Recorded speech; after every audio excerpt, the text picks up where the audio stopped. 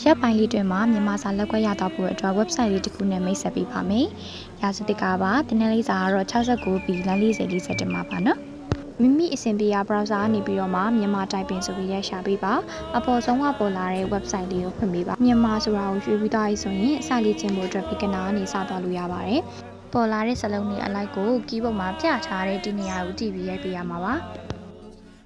ဒီအဆင့်လေးရသွားပြီဆိုရင်ကာကြီးခောက်ဝေးရိုက်ဖို့အတွက်ပြီး33လုံးဆိုတာလေးရွှေ့ပြီးတော့ကာကြီးခောက်ဝေးရိုက်လို့ရပါတယ်ဒီအဆင့်နေမှာလည်းကာကြီးခောက်ဝေးကိုတစ်ခေါက်ထည့်ရတာမဟုတ်ဘဲနဲ့နှလုံးဆက်3လုံးဆက်တွေကိုထက်ကရရတာဖြစ်တဲ့အတွက်ကြောင့်မလို့စလုံးလေးတွေမှတ်မိရလို့ရသွားလို့မှတရပတ်သွားခြင်းနေဆိုရင်လည်းအောက်ဆုံးကတရလေးကျင်ငန်းဆိုတာကိုသွားလိုက်လို့ရပါတယ်စလုံးလေးတွေတစ်လုံးချင်းစီကိုရိုက်ပြီးတော့မှလက်ကွက်နီထားလေးတွေမှတ်မိပြီဆိုရင်စလုံးတွဲရက်လေးတွေလည်းရိုက်လို့ရပါသေးတယ်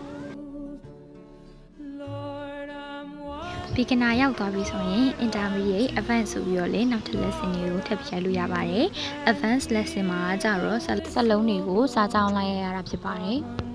setting ကိုဝင်လိုက်တဲ့အခါမှာပြတ်သားချက်ဆိုတဲ့နေရာမှာ keyboard ကိုရိုးရိုးရှင်းရှင်းသုံးပါလားပြည့်စုံနေလားဆိုပြီးရွေးလို့ရပါတယ်ရိုးရိုးရှင်းရှင်းသုံးထားတယ်ဆိုရင် keyboard ကမြန်မာစလုံးပဲပုံမှာပါအပြည့်အစုံဆိုရင်တော့ အင်္ဂလိပ်စလုံးလေးတွေပါပုံမှာပါနော်